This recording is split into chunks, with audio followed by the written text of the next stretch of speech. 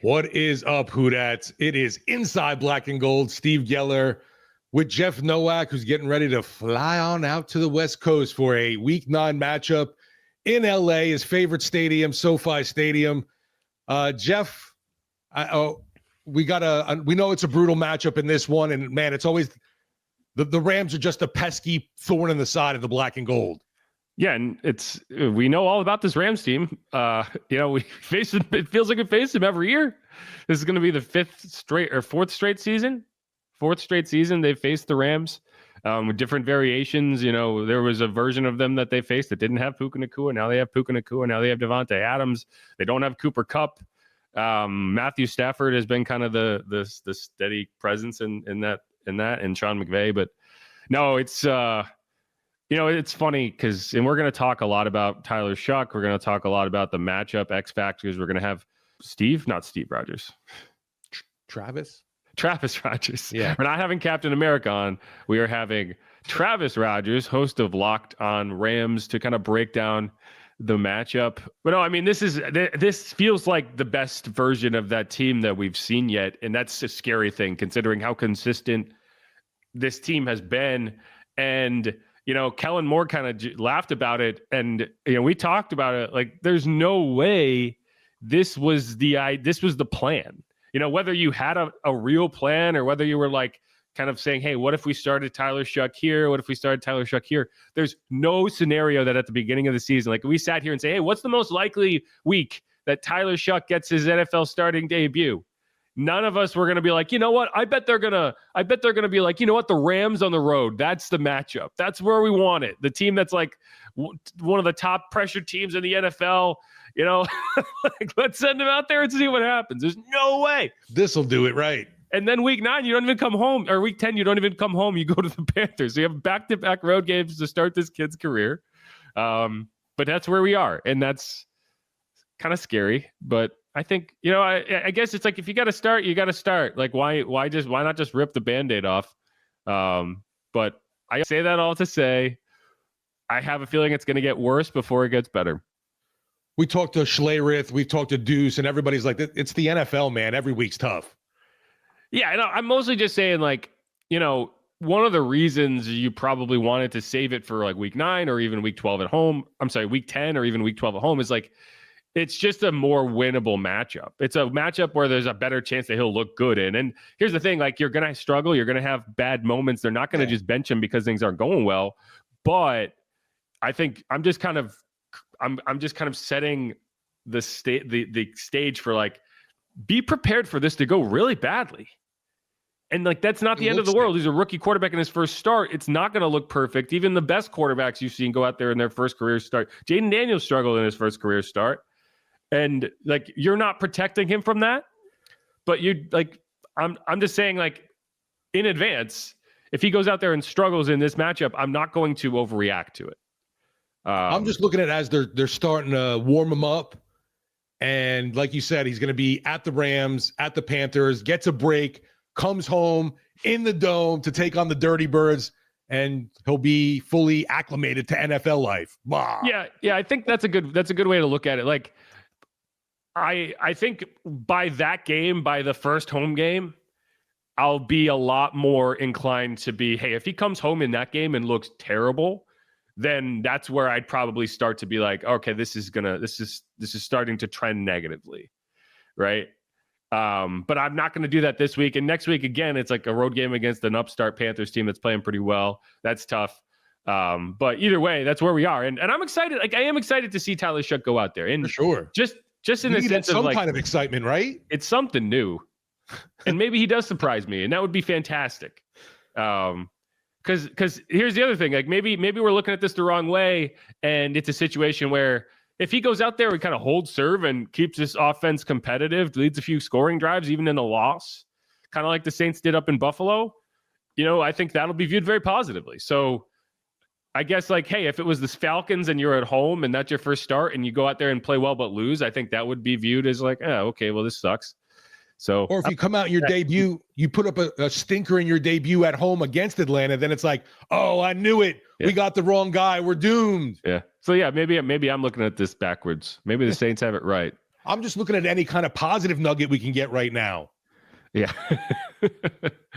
But all right, who dat? That's the cold open. We're going to come back, get into, I don't think there's really no injuries to speak of. So I think we can skip the injury segment. I can mention them, but it'll take 10 seconds. And then we'll go into a Brees and stuff. This is a little different episode because we have to wait till Friday to record it. So, Steve is here, as you can see, for this opening segment. It's a little different than we've been doing it, but we will still do Brees and stuff. Steve gets to experience it for the first time. So who dat? We'll be coming back with it. If you haven't subscribed yet, please do that. Otherwise, stick around.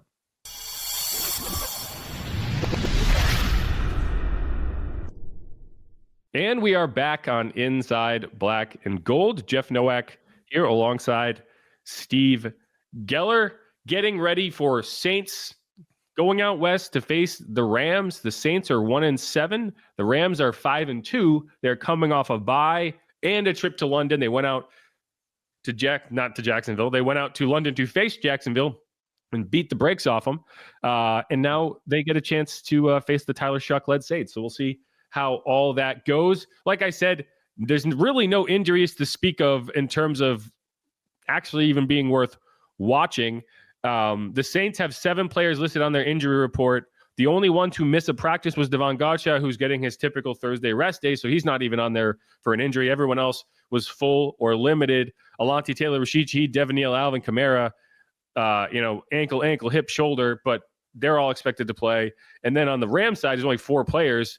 None of them missed practice. You have Rob Havenstein, Cameron Kitchens, Puka Nacua, Darius Williams, ankle, toe, ankle, shoulder, doing the hokey pokey. All those guys are going to play. So it's really a question of who's inactive, not who's hurt. So we'll kind of go from there. And with that, we're just going to go into the Brees and stuff segment. But first, okay, so Steve, just kind of give me your feelings about this matchup before we head into that. I'm happy to see Tyler Shough in right now. We know we've talked about this a lot. The season outlook, you know right now you're not going anywhere. You're not trying to win one and sneak into the playoffs. So why not start getting a look at the guy you invested a second-round draft pick in to know what you got going into next year? Are you building around him, or are you still in the QB hunt? So that's what I'm trying to stay focused on, that kind of positive vibe around things right now, because, talking about 1-7 and what we've seen so far has not been fun.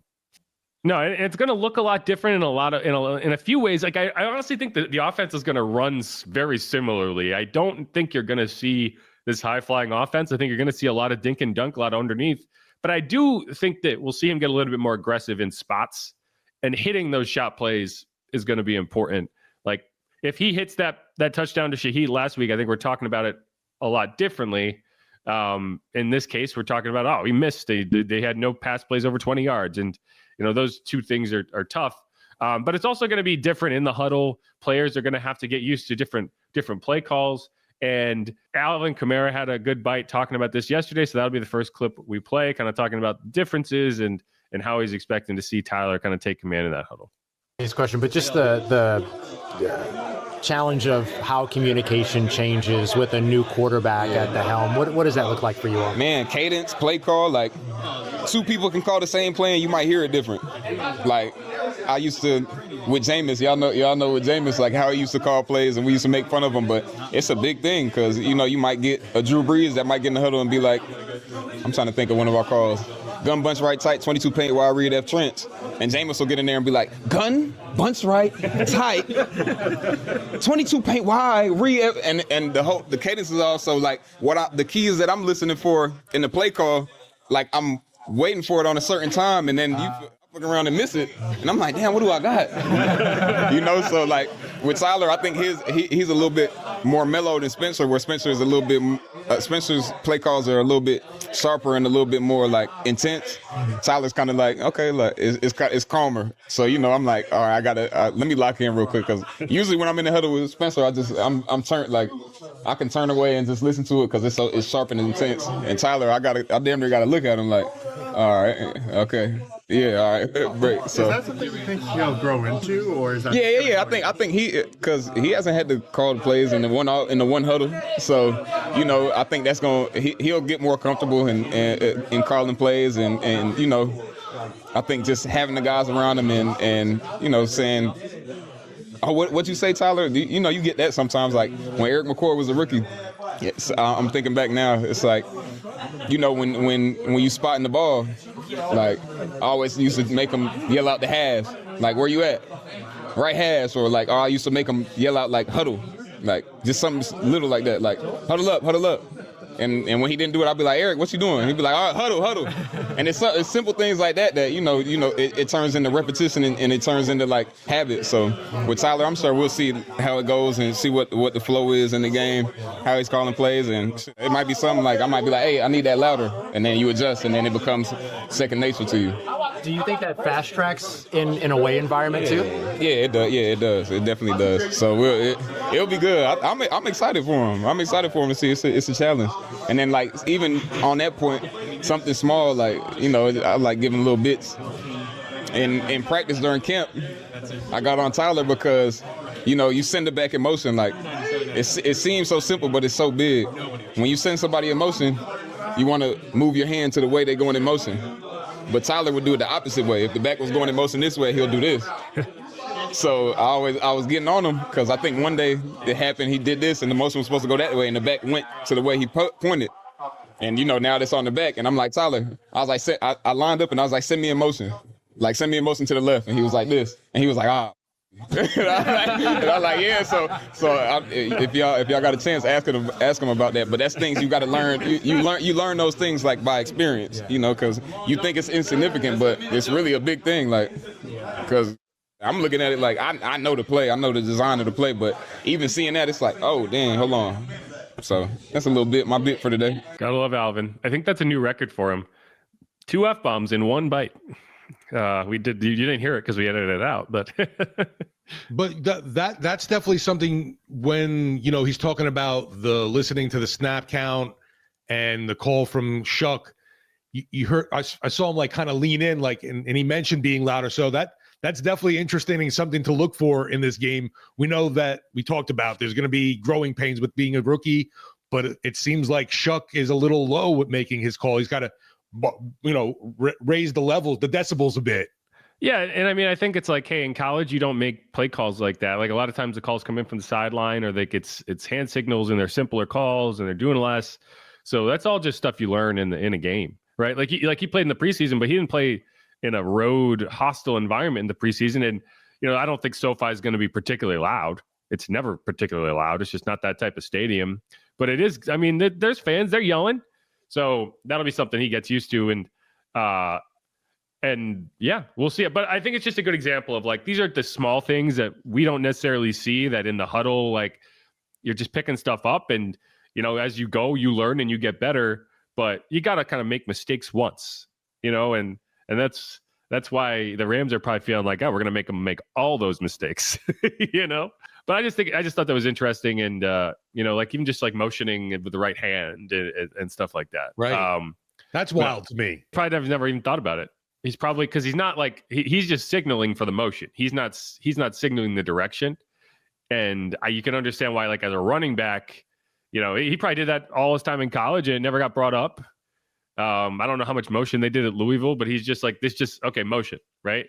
But like the running back wants you to tell him which way to go, So, he probably has fixed that by now. I did think it was funny. It was like, Alvin was like, yeah, you go ask him about that. Also, anytime I get a Jameis impression from Alvin, I'm going to play it for you. So beautiful stuff. Alvin's always a treat to listen to, man. I'll like probably without a doubt the best interview the Saints have right now. Yeah. I'd like him to be a little bit more productive. Sure. I was just saying interview. Yeah. But again, I think like that's when you decide to throw a rookie quarterback in mid-season, like this is what you're kind of, one of the reasons it kind of feels a bit like a white flag is because you're just like, all right, all these mistakes are going to have to happen and we're not going to bench the guy. We have to let him learn through them and it can get rough. If you end up going out there and seeing a lot of procedural penalties because guys don't look like they know what they're doing, maybe it's because Maybe it's because the cadence isn't loud enough, right? Stuff like that. But, I imagine that's something that Alvin would bring up to him and he'd kind of correct it and get that going. He is kind of a more mellow individual in general. Like, I think he's more of the football robot build than maybe Jameis with kind of a lot going on. If that makes sense. I wonder what other we should have gotten like him to do more QB impressions. Like now do Taysom in the huddle. Yeah, I'm sure that would have gone over well in the locker room. Alvin sitting up there doing impressions of all his teammates. But yeah, I think, speaking of football robots, Matthew Stafford has been in the NFL forever. And, I do think it's always interesting when you get into matchups like this, where it's like the Rams probably feel like, hey, we can show him a ton of stuff. We can show Tyler a ton of stuff that he's never seen before at the NFL level. And he's not going to know what he's looking at, or at least we don't think he's going to know what he's looking at. When you're talking about Matthew Stafford, it's the exact opposite, where it's like there's pretty much nothing you can show him that he hasn't seen, whether it's from you or from somebody else. And if you've been watching the Saints and you watch Brandon Staley's defense, a lot of it is disguise. You run a lot of disguised looks, but you have you have a bunch of guys up at the line of like who's dropping out, who's coming. Are you showing cover one and rolling into cover two, vice versa, that sort of thing. But like, how much of that do you do when you're facing a young quarterback versus how much of that do you do when you're facing a quarterback that's probably going to know when you're trying to trick them? Because if disguise only works until the quarterback knows it's a disguise. And then it's like, well, okay, I know you're just going to be out of position. And I did ask Brandon Staley about that. So let's play that clip. How much you're disguising is probably a little harder to confuse, and if he sees the disguise early, you can, like, how do you balance that? Yeah, well, it's a great point. It's hard to fool the guys that have seen it all. So you definitely don't want to fool yourself, because the last thing you want to do against the guy that's seen as much as him is be out of position. So we have to strike that right balance. You have to make it about you. You're going to have to execute at a consistent level. And that's what special quarterbacks force you to do, is execute consistently for 4 quarters. So we need to play a physical, tough, smart football game to win. And we got to do it the whole way, because that's what quarterbacks like this demand from you. Yeah, and so I think you're probably going to see this team play things a little more straight up this week than maybe what we have seen, because there aren't that many quarterbacks like this in the NFL, right? Like you look around and you say like, okay, a Joe Flacco, and Aaron Rodgers, but otherwise you have a lot of like 5 to 10 year guys, and Andy Dalton, but like it's a lot harder to disguise your looks, and because the inverse is like, oh, you're in a disguise, but really you're just out of position. Like that's what a disguise is. You're lining up somewhere that you're not supposed to be, or at least that you don't intend to be when the play starts. And so good quarterbacks that understand what you're doing will just attack that. It's like, well, you're going to try to be there. So I'm either going to throw it to where you're not or throw it behind you in the spot you're vacating. And again, like Drew, so much of being an effective long-term quarterback is like understanding the looks you're seeing from the defense and knowing where to go with the ball. So I'm just interested to see like how much disguise you see this week compared to previous weeks. And with Stafford, man, you talk about obviously his know of, the been there, done that around the league, but still has just a fantastic arm, man. The guy, as the Cajun Cannon loves to say, can spin it, but like beautiful pass, accurate guy, and has the strength to push it down the field. All around, a guy you would want as a model franchise quarterback. Yeah, and what he does so well is like change arm angles, So you see him in the pocket and you're just like, oh, he can't how does he get the ball out? And then he just throws this like beautiful sidearm pass that's like, how did he do that? And it's because he's not an athletic, like I guess athletic is a relative term, but he's not a running quarterback. He's not a quarterback that you would ever accuse of being a threat to run, but he has enough of that kind of in pocket mobility to extend and then finds angles. And it's funny because Matt Stafford, and this was something we didn't ask Tyler about, and I thought about it afterward and I was annoyed. Tyler Shough kind of models his game after Matthew Stafford in the sense that you'll see Tyler throw from a lot of different arm angles. And, Tyler's not the most athletic guy in the world, but he does move, right? And he's able to do that. Like the off-platform throws that makes life so difficult on a defense, because you get a guy off his spot and you're like, okay, he's going to have a hard time getting the ball to this part of the field, but he can do it anyway. And so it's going to be kind of interesting to see if Tyler does look like a much younger version of Matthew Stafford. But no, it's tough, and he makes it tough. Like, quarterbacks are the reason that teams are good or bad in so many different ways. And when the Saints, I was talking to somebody, and it's like, okay, if the Saints had Derek Carr, would they be 1-7? No. They probably would be somewhere around 500. It wouldn't be good enough. I'm not saying he would have elevated them into a 5-2 playoff caliber team, but you wouldn't be 1-7, right? And the reason the Saints are 1-7 is because they're leading into the young quarterback kind of project. But that's the difference. Like, if the Rams didn't have Matthew Stafford and they were relying on a Jimmy Garoppolo, they wouldn't be a 5-2 football team. They would be somewhere in the middle or below that, or in the middle around 500 or below that. And so that's why, when you like, why were the Saints so willing to just ride it out with Drew for as long as they did? It was like, right. What is Drew going to retire? Is he going to try to do it for one more year? And as long as he was willing to do it for one more year, they were like, we're going to ride it out, right? Because they understood that that replacing a guy like that is not easy, and the process of doing it is slow and painful. And that's where the Saints are right now. And that's why a 1-7 season and not a lot of upside in terms of it getting much better this year is what you're looking at. And what's wild too, Jeff, when they were like, all right, we're going to go get that guy, the Chiefs jump him and take him. Yeah, correct. And we know that because Sean won't stop freaking talking about it for the rest of his life. Now he actually can say, like, well, I found Bo Nix, so maybe he'll have a different story to tell. But yeah, we'll see with Bo. All right. And speaking of Drew, this is the Brees and Stuff segment, so I do have to play you a Drew Brees clip. And this kind of, I was talking in the midi episode about how this roster from a wide receiver perspective just doesn't make sense. And it's kind of become clear now that we've gotten to see Chris Olave, Rashid Shaheed play with each other, is their skill sets are a little too redundant. Neither one is a good blocker. Neither one is a good player to go across the middle of the field and make a contested catch. And when teams are going to put a shell on you, that becomes a problem because that's how you extend drives. And a guy who can go over the middle of the field, catch the ball, and run for 10, 15 yards. Look at Puka Nacua, right? Like, you just don't have a guy like that. And I thought Drew kind of went into that as well. And I thought he made good points here. And so let's listen to it.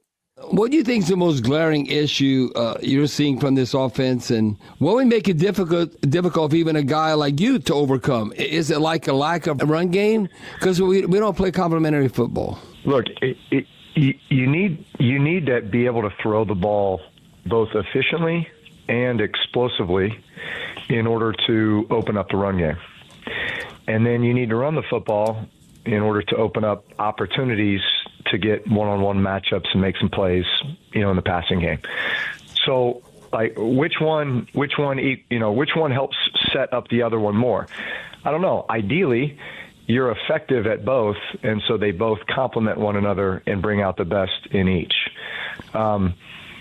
Look, I think we have a couple explosive receivers, but do we have, like, at this point, third and medium, and you need a guy to go win a one-on-one matchup and go make a play? Who is it? Right? Like I can. They don't have nobody.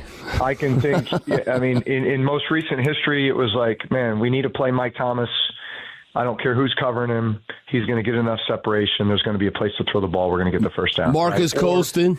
Or if there's so much attention on him, then it's going to be AK, right? Or it's going to be, so. Have we been able to do that? Probably not. And look, I love those guys. But have them take it as a challenge, right? Like, who's going to step up and be the matchup problem? For the opposing defense. That's A+ stuff from Drew Brees right there.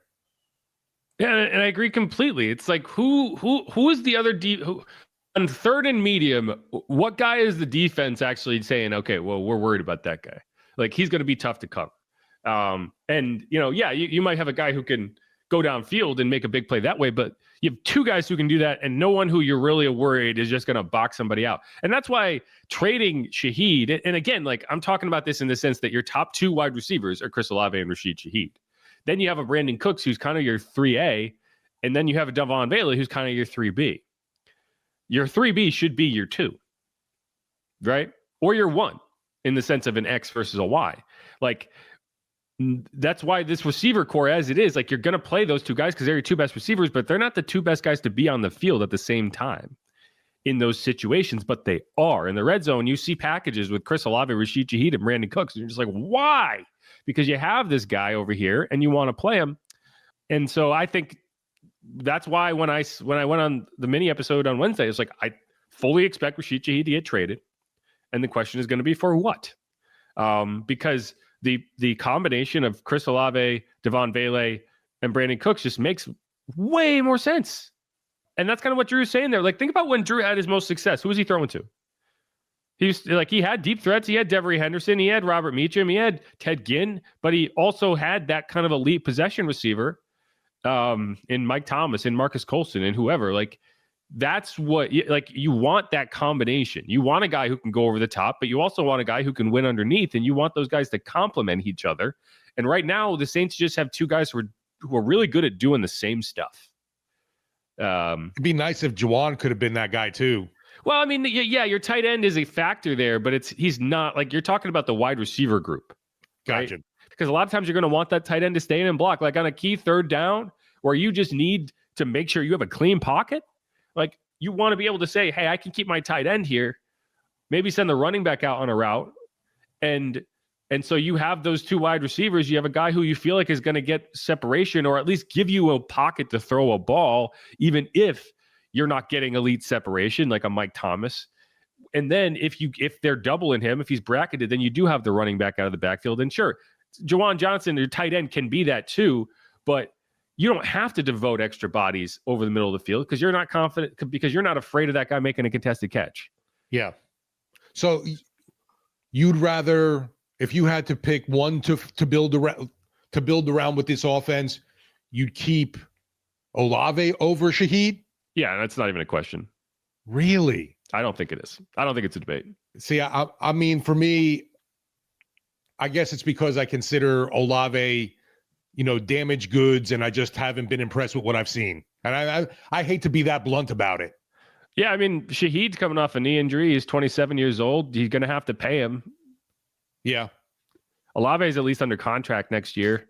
And he hasn't been an injury issue this year. Like, I think he's kind of learning how to play in such a way that he can protect himself. But it's not, he's getting targeted, but we've still seen issues. Yeah, I mean, anyone's going to have issues. And at the end of the day, it's not necessarily who you're going to build around. It's you don't have to say he's your 1, but you still, I think you're talking about who's your 2, right? Yeah. No, I'm even saying build around them as the 2, and you're trying to search for your 1 maybe next year. Yeah, and I think if with less pressure on him to be the 1, I think what he does is elite. Like, if you were able to get him paired with like an elite Mike Thomas, which you just never were, like, you had him paired with Mike Thomas, but you had the post-injury Mike Thomas, so it was never the same. Yeah. But like, I think that was the idea when you drafted him, was like, oh, we're going to put him next to Mike Thomas, and this is going to be this elite pairing. And I think that's what you need to get back to. And so I don't know if Devon is the guy that you could say that's the top end of, but that's more of what I want. And I want Chris to be able to attack downfield. Like, we've seen him be a good downfield receiver. And yes, there's been a few misses, but I think that's just what you want your offense to look like. And so, because the options are going to be, hey, you pay Shaheed this offseason, or you let him go. And the question for me is, like, I don't think it would even be worth trading him for anything less than a 4th round pick, because if you do, then you're actually probably going to get, like, he's going to get a contract, and it's probably going to be a 4th round comp pick level contract. So if no one's offering you a 4th or higher, it's almost makes more sense to keep him. So that's the question, is can you get the return? But I think this team values Olave, and whether you value Olave or not, like, that's the truth, is they're going to keep Olave. And if it comes down to it, maybe you trade Cooks instead, if you can, just because I think the goal should be to free up snaps to get Devon Vele on the field more of the time, because that's going to open up your offense and allow you to do things underneath. Like, hey, they finally converted a 3rd and 9. What did they do? They just had a Devon Vele run a slant. Like, it worked. Yeah, I guess with me for Olave, I've seen enough, I feel like, where I don't want to invest long term. Yeah, but you don't have to do that this year. That's the benefit of Olave is you have him under contract next year, so you can see how the rest of the season plays out and figure it out from there. And here's the thing, like you could do it one of two ways. You could try to get him inked early and then get a probably pretty good deal on that, or you could wait it out. And I think he's going to have a big second half of this season, and then you do have to give him one of these big time wide receiver contracts. So I think that's kind of why the Saints, you hear they're talking about a contract. I think the Saints would rather get it done now because they anticipate him, and he anticipates him going out and having a bunch of big games over the second half of the season now that he kind of has his legs under him. And we have seen that kind of coming, right? Like we've seen him have a couple 100-yard games, 98-yard games to be specific. Like he's a couple big catches away from these being massive games. And you're like, all it's going to take is one like 200-yard game, and everyone's going to be talking about him again as this guy. So, but again, like I think it's the matchup problem, and I think the Saints need to figure that out. It's like, who's our matchup problem, and how are we going to attack these situations? And like that's why when people are critical of the Devon Bailey trade, it's like I'm not critical of the trade, I'm critical of the usage, and I think the usage should change, and he should be a much bigger part of your offense. And if he is, then that trade makes a lot more sense. So, all right, let's wrap up that segment. Again, this is Inside Black and Gold. We are getting ready for Saints at Rams. Saints 1-7, Rams 5-2. We're going to bring in Travis Rodgers, host of Locked On Bucks. He also hosts Locked On Dodgers, which is kind of interesting considering it's the World Series, and the fighting Dodgers are going to give our title away to those darn Canadians. I don't know. Do people get mad about that? I'm all about Canada because Toronto's got Don Mattingly on their coaching staff. Do they? I didn't know that. Yeah. Good for Don. Never got one anywhere else. Yeah. I'm not rooting for the Dodgers, so I say that in complete jokingly. Give it to Canada. I don't care. Let them celebrate. I miss the Expos. Bring the Expos back. But plus the Dodgers are like the new evil empire, so down with them. The funny thing is when I was out in LA, we went to a Dodgers game and it was a Dodgers Blue Jays. So it ended up being like a World Series preview. And the Dodgers won that game like 12-3. So, hey, it is what it is. But all right, who dat go Saints? We will be right back.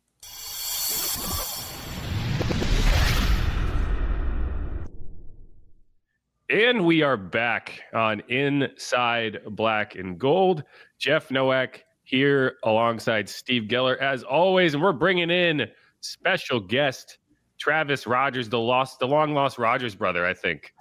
A host of Locked On Rams, also does Locked On Dodgers if you want to keep up with the World Series happenings. It's a busy time out in LA. So I appreciate you giving us the time, Travis. How are things going out in Rams land right now?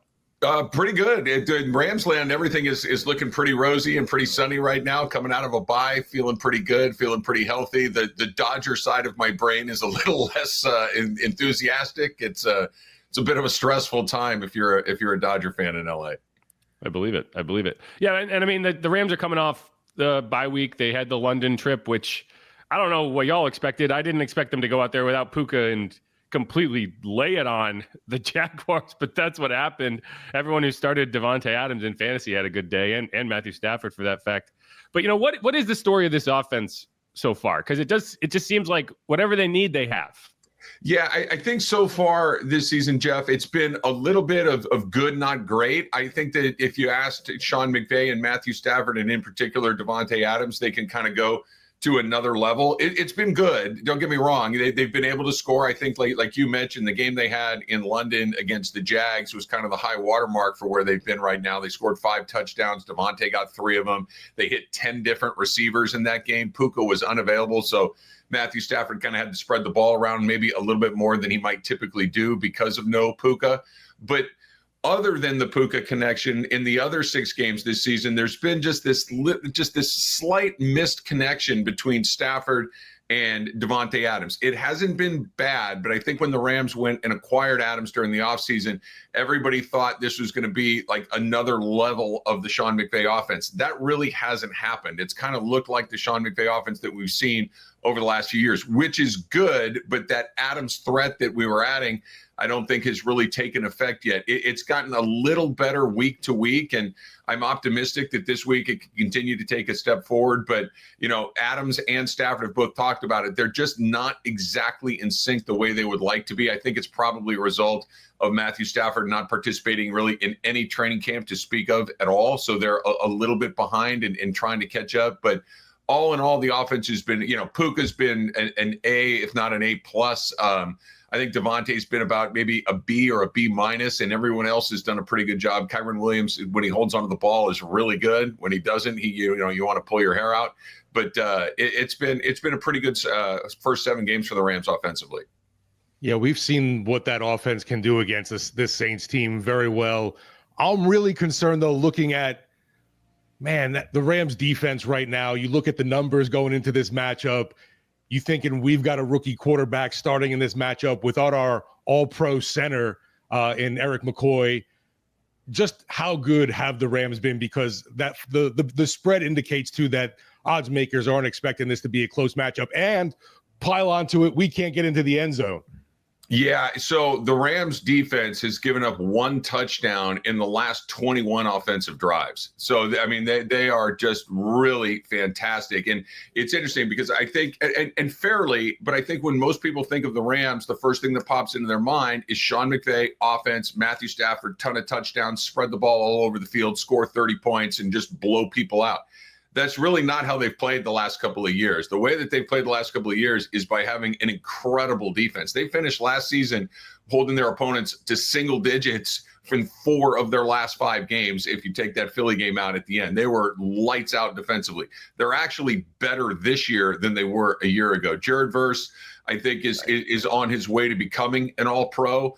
Byron Young, I think, is 3rd in the league in sacks at the moment.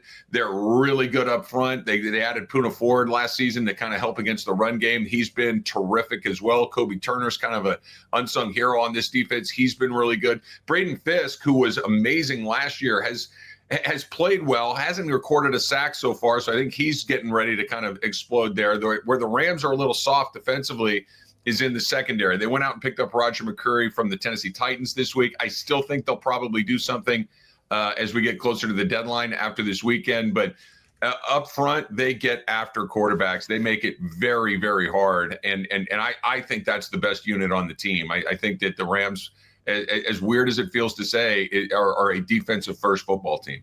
That's scary. And yeah, when we hear Rams, we think no call. Right. Yeah. Well, hey, bang, bang, play. Could have gone either way. We actually had Drew Brees on WWL a couple of days ago, and he was asked about that, and he was like, "That still pisses me off. Like, he's gonna go to his grave being like, what the hell, man." Well, it was one of those when it happened. I'm kind of looking around like, what? Okay. I guess nothing's getting. All right. Let's keep playing and see what happens next. It was let me put it this way. I can understand why that's a play that lives on in Saint memory for sure. Yeah, and just heading back to the offense, because I just think that's where the Saints are going to have a real hard time is tackling Puka Nacua. They just haven't been able to do it anytime they've faced him, and he's got to play. He's obviously was dealing with that injury, but he's 2 weeks off, should be good. This is a Rams offense that, despite only having played 7 games, leads the NFL in passing touchdowns and in explosive passing plays. I think they have 30. The Saints are actually last with 13, so it's never a good combination. But what has it been? Has it been a lot of downfield passing? Has it been a lot of catch and run? Like, how has this offense generated those explosive plays? It's been mostly catch and run stuff. They have hit a couple of big ones. That the biggest one was when they gave Indianapolis their only loss of the season, where Stafford hit Tutu Atwell. I think it was an 84-yard touchdown pass to kind of walk it off late in regulation. That was the biggest one they've hit. They have hit a couple of big ones to Devontae along the way, but most of those bigger plays are hitting Puka in stride. And he, like you mentioned, he is just so difficult to get on the ground. He's such a physical player that he's able to kind of turn a moderate gain into a pretty big one. Now, Tutu's not going to play. Tutu got placed on IR, so he's going to miss some time.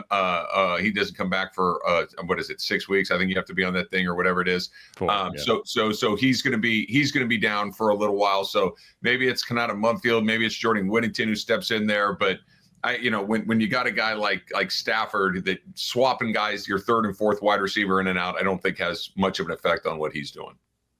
Does McVay and staff get enough credit, you feel, from the fan base or just in general for how good they are? I feel like mining talent in the draft, and it's not just obviously early picks. Their later rounds one all seem to be solid swings and they connect. Well, baseball references. I'll tell you what, Steve, I think what's so interesting, and I've kind of changed my tune on this a little bit too, that when Sean McVay first got here and nobody was quite sure exactly what it is he was going to be as a head coach, he was really young, and all of a sudden you realize, hey, he's really good. And it was hey, you got to maximize the Todd Gurley window. And Todd Gurley has come and gone. And then it's like, hey, you got to maximize that Aaron Donald window because Aaron Donald's really good. And Aaron Donald has come and gone and the team continues to thrive. And now it's, hey, you got to maximize Matthew Stafford in these last finals. The window is Sean McVay. The window is having a guy that's able to do what you just described, which is not just, take really good players and win a bunch of games, but find really good players late in the draft. He and Les Snead, I think, work really well together and finding some guys.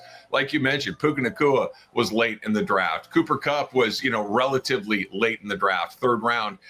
They find not only guys that they use, they find really impactful guys down in the draft there. So I keep saying that as long as Sean McVay's here, the window is at least partially open. And as long as Matthew Stafford wants to stay, that combination of coach and quarterback is really tough to beat. They've switched out almost everything else from when they first got started, and it continues to kind of hum along at a pretty high level. Yeah, it's crazy how long that window can stay open when you have a quarterback and you draft well, right? Yep.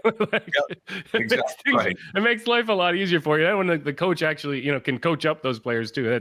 That helps. Yeah, and even when they pick high, and they had their first round draft pick 2 years ago with Jared Ver. They picked Jared Goff number 1 overall. Which, as in retrospect at the time, you're like, oh my gosh, what did they do? It turns out it was a pretty good pick. Jared Goff is an NFL quarterback that you can win games with. They didn't pick in the first round again until they took Jared Verse 2 years ago. So, they went nearly 10 years, I think it was 9 years without having first round picks. And when they had one, they nailed it. And then, they've had some pretty good luck in the second round. They took Steve Avila, who's been a regular on the offensive line for them since they took him. So they've had a couple of misses along the way as well, like everybody has, but their misses haven't been catastrophic and they've been able to kind of cover them pretty effectively. Yeah. So just going back to the defense a little bit, this is the second time this year the Rams have faced a rookie quarterback. They faced Cam Ward in week 2, not a terrible day for Cam Ward, not a good day for Cam Ward, 19 of 33, a touchdown. How do you expect this Rams defense to attack Tyler Shough? Do you expect them to get aggressive? I know the Rams, I think they're 9th in blitz rate. So Shough has been sending pressures at a pretty high rate. Do you expect them to sit back and just say, okay, if he can execute long drives, how do you think this defense will approach this matchup?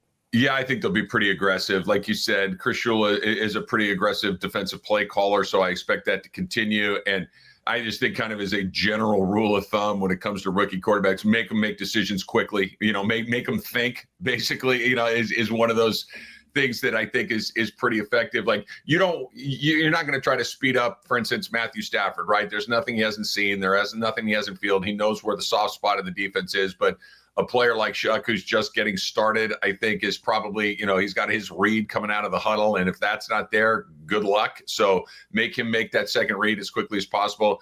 I expect there to be a lot of pressure.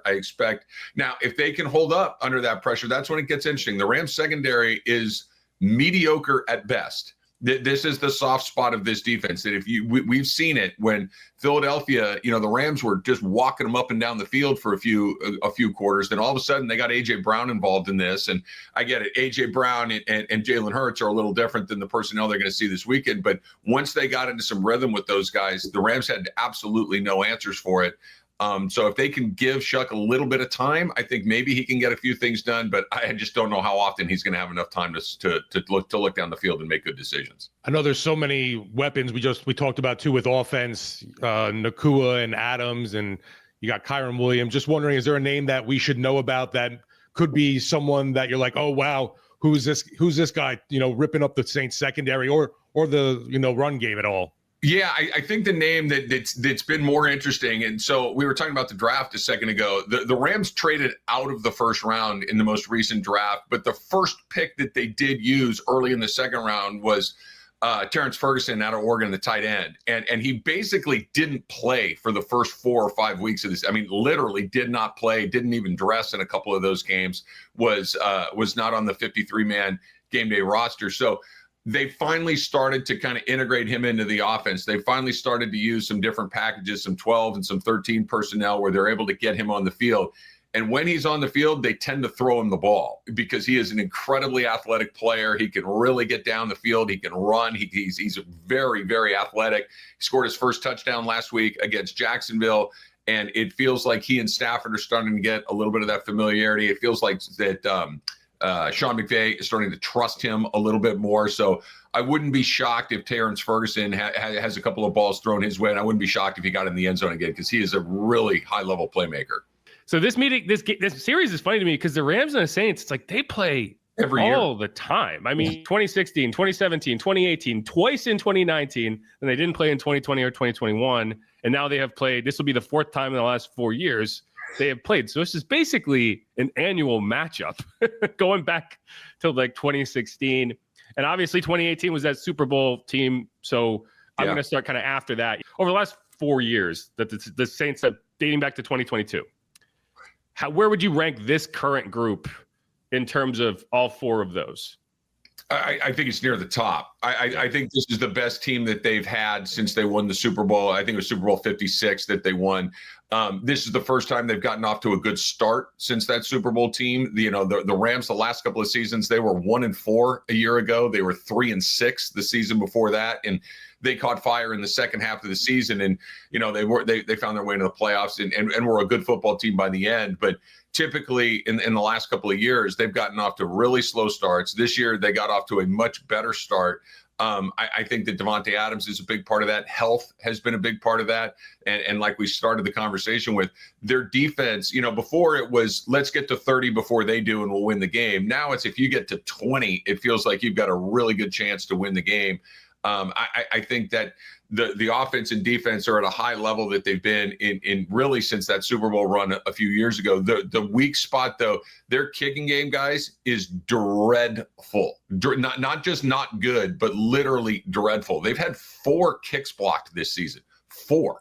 And so wow. If they make one, they had 2 kicks blocked in the fourth quarter against Philadelphia. They make one of those kicks, they win that game. They had a kick blocked and a miss against San Francisco. They make one of those 2 kicks against San Francisco. They win that game, and they're 7-0. The only 2 losses they have is because, and I'm not even putting it on Carty necessarily, Josh Carty, the Rams kicker, because I don't know if he's missing them or not. They're not even getting past the line of scrimmage. You know what I mean? They're really have been unable to figure out how to keep that blocked up. Last time in London in week 7, I guess it was, they didn't even really try to kick at all other than PATs. Like they had a 4th and 3 from their own 16-yard line in the first quarter.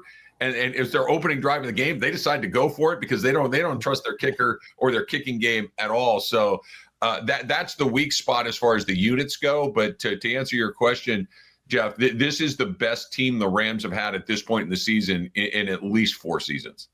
Okay, kind of on that thread, the Rams have won 4 of the last 5 matchups dating back to the playoffs with the Saints, including the playoffs with the Saints.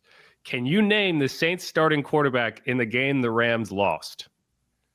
The Saints starting quarterback in the game the Rams lost. What, you guys have had so many of them. They're hard to keep straight.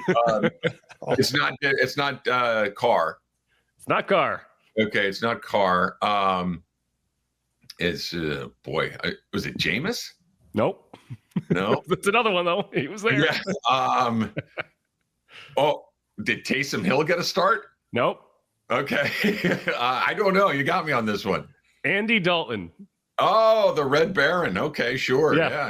So Jameis started that year, got hurt in week 3, and then Andy took the rest of the season. And that was one of the few games they won that year. It was Chris Olave had a long touchdown catch. I remember it vividly because I was like, man, this is a tough year for the Rams. I think Stafford got hurt in that game. Oh yeah. Okay, that's the season that was the year after they won the Super Bowl when they went 5-12, and that season. So they hand out the drop the banner. Everybody's throwing a party at SoFi. It's the first game of the season. They got that Thursday night kickoff to kick off the season thing.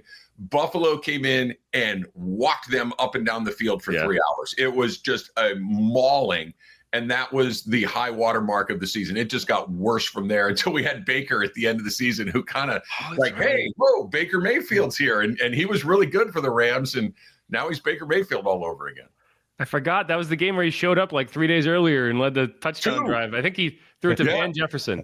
Yeah, that's right. Van Jefferson and the Raiders and that left corner back there. Yeah, no, when he came in, I'm like, Baker Mayfield, what are we doing here? And I'm at the end of the night, I'm like, Baker Mayfield, this is awesome. Like, let's see what this guy's got. It was he did a great job for the Rams. That did really feel like the turning point for him. Like, I don't know what it was. Like, he was in Carolina earlier that year.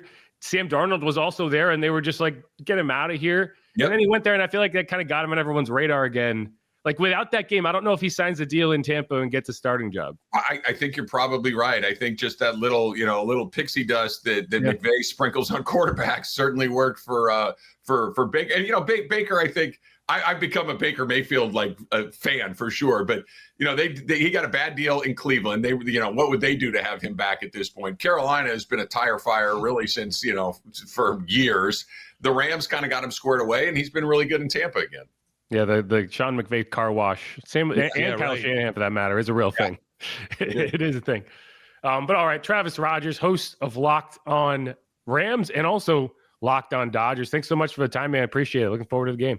My pleasure, guys. Thank you. Thank you. Thanks again to Travis Rodgers for coming on. Yeah, and we're keeping this episode on the shorter side, so I don't want to sit here and talk about it for another 10 minutes, but this Rams team is good. Like, I think this might be the best team the Saints play this year. Agreed. And I say that full well knowing the Saints played the Bills. Right. Because Rams got a defense with that offense. Exactly. Like, this is the all-around best team the Saints have faced, in my opinion, just based on watching everybody play. Because I think the Bills' offense is probably slightly above the Rams. But when you combine that offense with that defense, man, I don't know. A humming Puka Nacua next to Devontae Adams sounds like a Madden roster to me. Yeah, well, Josh Allen is the separator, right? I love Stafford, so I like Stafford, but I'm just saying, like, he's not an MVP guy, Like, he's a really good quarterback. Yeah. I'm trying to think of, like, he's like the Drew Brees to the Aaron Rodgers in this conversation, where Aaron Rodgers is going to be the guy who's winning all the MVPs. Drew Brees is going to be the guy who's putting up all the numbers, and you're like, everyone's like, that's an all-time great quarterback. But at the end of the day, he's not getting that recognition because Josh Allen just does a little bit more. That's kind of how I feel. But either way, like that's not me being negative about Matthew Stafford, Right, yeah. No, I totally understand saying Allen, along with his, passing ability, he's got that rushing ability that you're not going to have from Stafford either. So he's definitely more the more elite quarterback. But yeah, it's kind of like you have two fantastic guys that are in the NFL. Stafford's just a stud, and I always worried about that guy cutting us apart.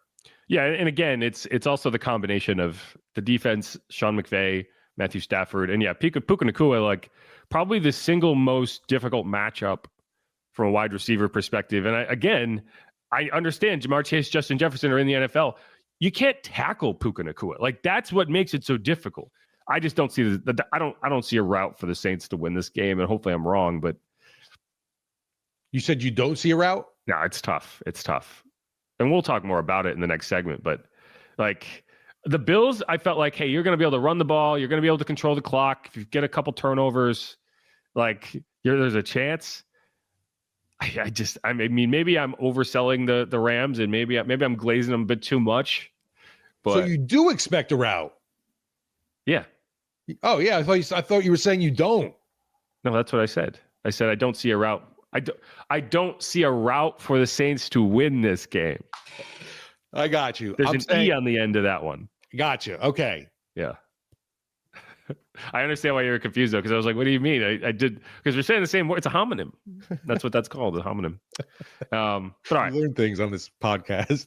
yeah, we used to play a game when I was in middle school. You come up with all the it was like a contest to see who could come up with the longest list of homonyms, words that sound the same but are spelled different. Yeah. Anyway, good stuff. Awesome. Grammar. I guess that wraps up this segment. Yeah, let's do it. Let's close it off there. Again, Jeff Nowak, Steve Geller, we're going to come back and break down the X factors to cover the spread. Like that's it's similar to the Bills game where it's like, hey, it's 14.5 points or 16.5 points. I don't even know. But hey, 14.5. Yeah. Let's start with covering the spread. And then if you can do more than that, great. Let's game for your bettors. How about that? Right. Anyway, who dat go Saints. We'll be right back.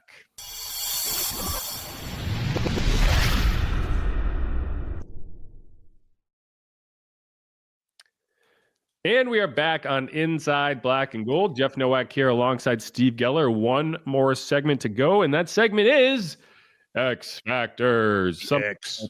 Feels a little unnecessary in a game where you're 16.5 points behind on the betting line, so it's more of an X Factor to keep the game close than necessarily to win it. But, Steve, let's start on offense, and let's keep this short. What is your X factor? How do you think? Obviously Tyler Shough is in there, and a lot of it's going to be about the rookie quarterback. And if the rookie quarterback can keep this game interesting, there's going to be a lot of positivity coming out of it. So, what's your X factor in that regard? I'm going to go with both of my selections, actually, with offense and defense, off of what we just talked to with our Rams guest, because he mentioned obviously if there's any kind of weakness right now with this team, it's the secondary. So. Well, there's a whole trickle-down effect of being able to get the ball out to the receiver, but I want to see a big game from either Shaheed or from Olave in this matchup to be able to exploit one of their weaknesses and just be able to hit some of those deep shots. Hopefully Shough has a chance to do that with the pressure he's going to be under and can deliver.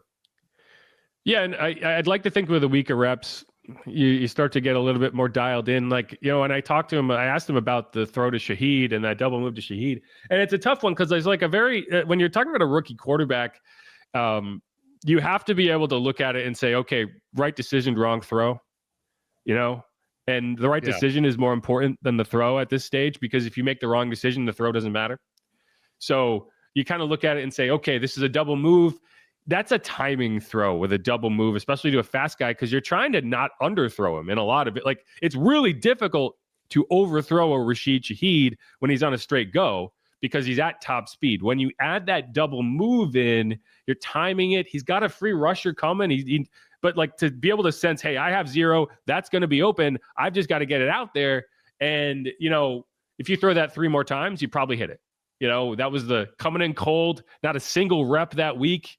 You didn't get that timing down in practice and you missed it, but that's the throw you need to make. So I feel good about okay, he's going to make that throw when he needs to make that throw. He also had one to Olave that was similar. He wasn't quite as open, but it's you got to put that 1 yard further inbounds. I think Olave makes a play, probably makes the catch. So those are the kind of you like to see those throws being made. You like to see those decisions being made. You need a slightly better throw or a different throw rather. And I think he's going to make it.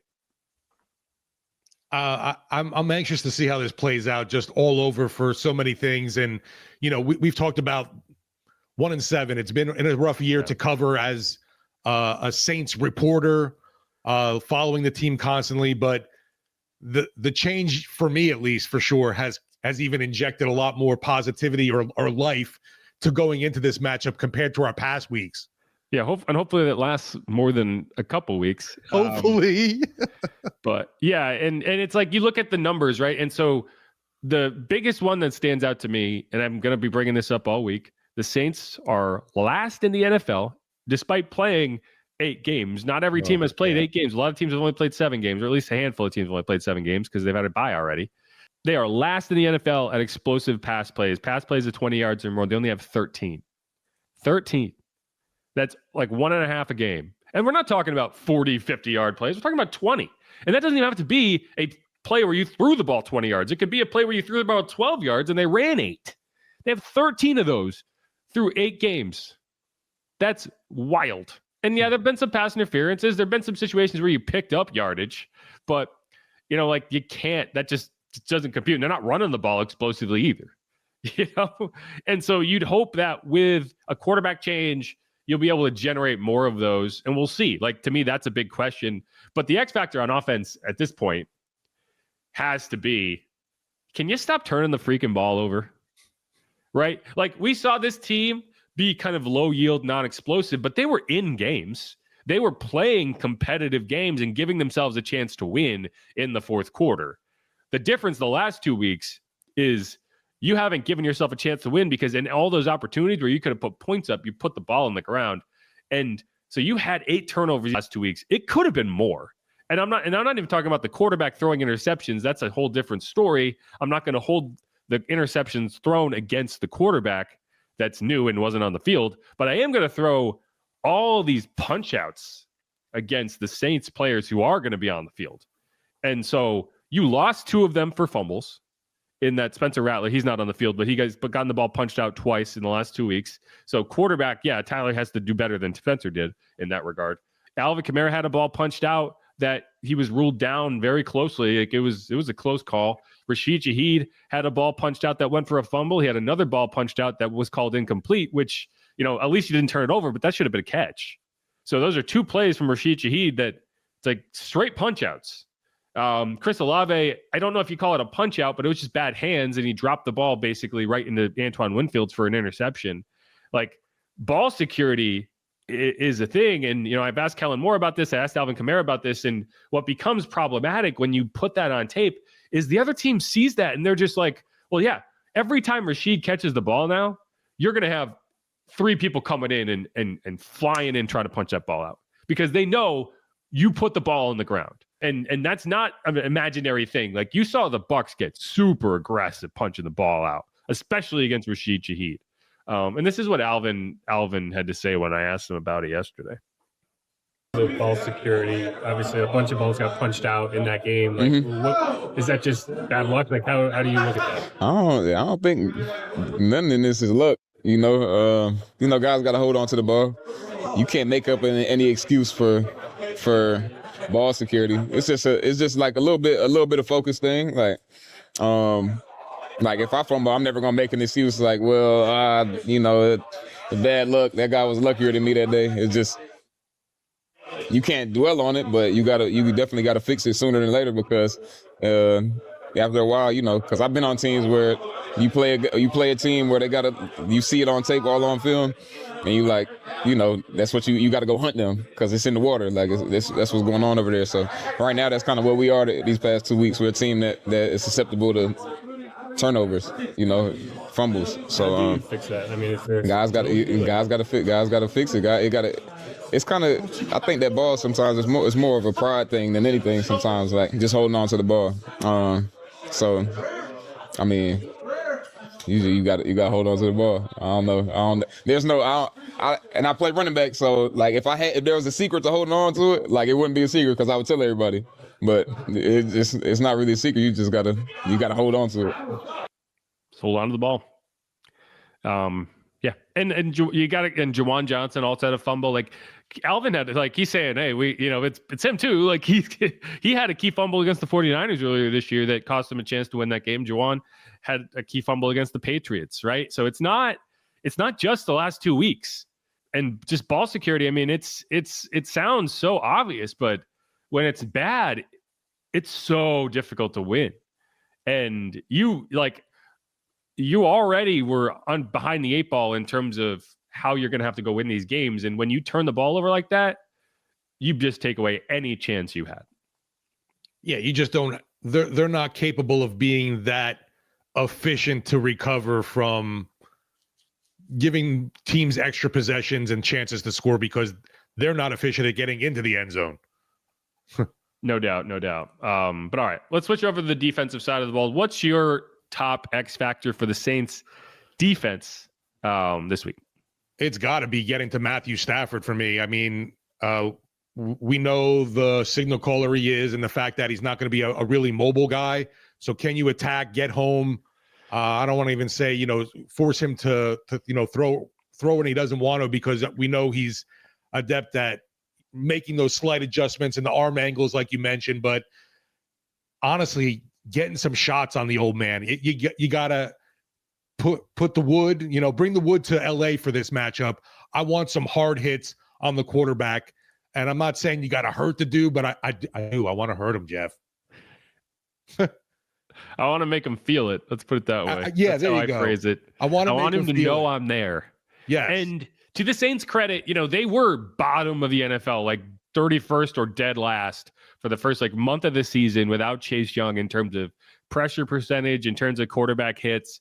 And so when you look at it and say, well, they're 23rd now, that's obviously not great. You want to be higher than that. But when you consider where they were versus where they are now, that means that over the last month, over the last 5 games or 4 games with Chase Young, they've been generating a lot more pressure. And we saw that last week. They got pressure on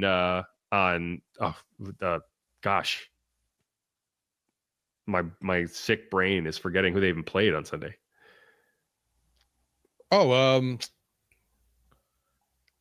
Baker. Yeah. They got pressure on Baker. They got pressure on Mac Jones. They got pressure on Caleb Williams. Maybe not enough sacks on Caleb. They got Baker to the ground a couple times. I felt like they did the job in that respect. And so you're now pressuring the quarterback on 31.2% of dropbacks. It was down well under 30% earlier in the year. You have 82 pressures on the season. Those are acceptable numbers. You want to turn more of them into sacks because they only have at this point, 17 sacks on the year, but that's middle of the pack, right? They did have a high percentage of sack to pressure ratio over the first month of the season. Carl Granderson had a bunch of sacks, even though they weren't pressuring the quarterback at a high rate. The problem is the Rams have been very good at limiting pressure. I think they've allowed the 5th lowest sack percentage, the 5th lowest pressure percentage in the NFL, which is impressive considering Matthew Stafford is not the most mobile guy in the world. So it's not like he's getting out of these at a high rate. The one stat that I want to look at real quick before we go is time to throw. Let's see where Matthew Stafford ranks in time to throw, because I bet it's low. Yeah, 27th in the NFL, which is so it depends which way you're looking at it. It would be the 1, 2, 3. It's the 6th fastest time to throw in the NFL, and that's where it really drives a pass rush insane, because he's getting the ball out in 2.69 seconds on average. So, either you're getting there fast or you're not getting there. And you can win a clean rush. If the ball's out, doesn't matter, so that's Drew Brees used to drive pass rushes insane in that way. And he talked about that. What's a good way to demoralize a pass rush? When they win, the ball's gone. Right. And that helps your offensive line because they feel like they don't have to protect forever. So that's what a veteran quarterback does. And that's why early in the season, I was applauding, hey, Spencer Rattler's getting the ball to stand fast. And it's still the Saints have the 3rd fastest time to throw in the NFL. And that's a product of, hey, you're getting the ball out decisively. It's also a product of you're not being very aggressive.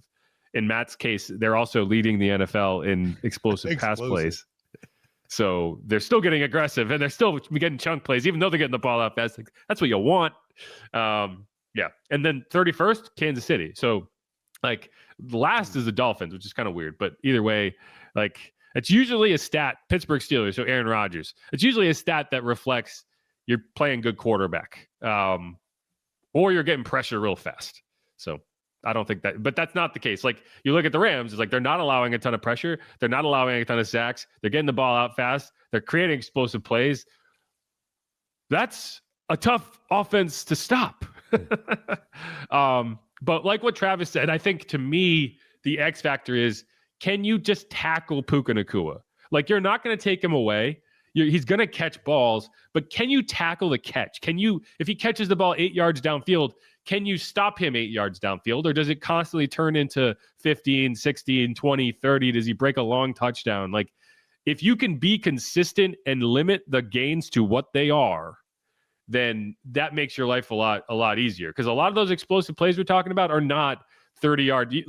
It's hard to make a 30-yard pass when you're getting the ball out fast. You're throwing 10, 15-yard passes and relying on your receivers to do the rest. Now, Devontae Adams will do a lot more downfield than Puka necessarily, But again, like I talked to Ike Adam, I think it was a couple years ago, and I bring this up a lot, but it's just the best way I can describe it. It's like you're trying to tackle Puka Nacua. It's a lot more like trying to tackle a running back than a wide receiver. Just so strong, so thick in his lower body.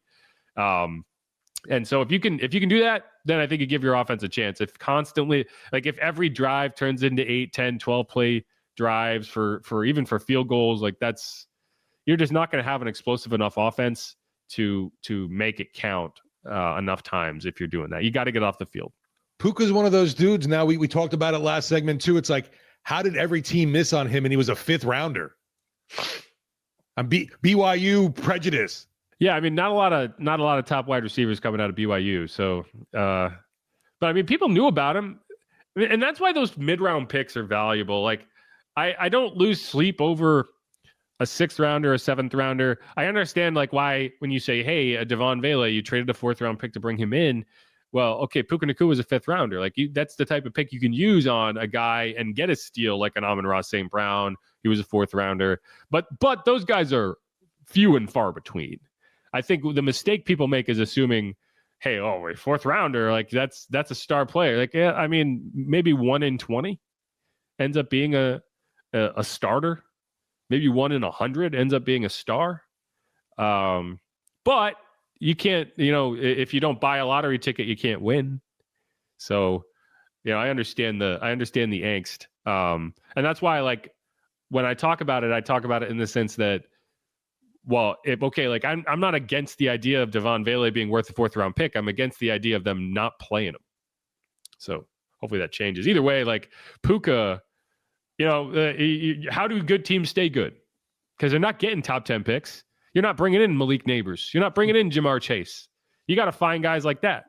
And that's what the Rams did. And that's why, and it's not even just him. You look at Cooper Kupp. What was he, a 3rd rounder, 4th rounder? I forget where Kupp went, but you're right. He wasn't Eastern Washington, I believe. I think he was a 3rd rounder.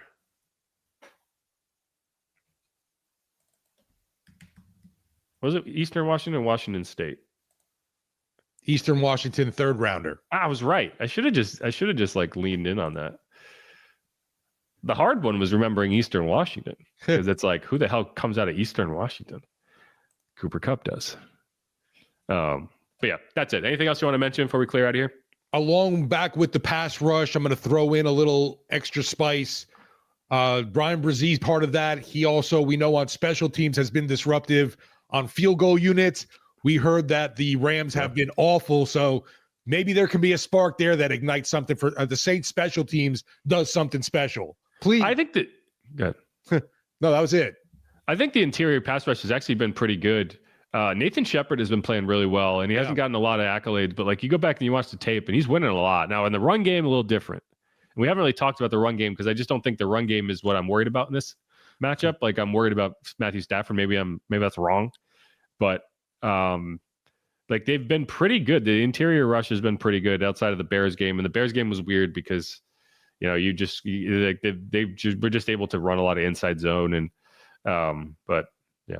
The combination of everything we've talked about, the Rams' abilities on offense and defense, coupled with a rookie at quarterback for the Saints, issues we've seen just lining up. We know McCoy's not part of the mix. Yeah. It seems like it's a blowout kind of game, but who the heck knows in the NFL and the script writers? Yeah, when they went up, when it was Buffalo in the beginning of the season and you had everybody, I was like, that seems like a lot. And it was a lot. They say it's covered. In this game, I'm like, I get it. Yes, exactly. That's what scares me about that going, I'm betting the Rams and taking the points, giving the points. And it's like, I don't know. It just feels queasy. Yeah, and I don't want to be negative. Like I'm right. hopeful that all these things are wrong. But you look at how the numbers stack up, and you look at the situation. Yeah. But we'll see. Go Saints! Yay, rah rah! At least you won't be dealing with any World Series extra congestion because they're in Toronto now. That's a good point. Yeah. Although I don't think that matters. If you've ever driven a car in LA. Oh, I know. I hear you. You'll have traffic at like 3 a.m. It just doesn't matter. I guess for you maneuvering out in the nightlife when you guys get out there, it won't be overly congested. We are going out on Friday. So right. You get a nice we'll have Saturday night in to do LA, something. baby. Huh? You get a whole nice Saturday in LA. Woohoo! Can't wait. But all right, who dat? Go Saints. Bees y'all. Beat the Rams.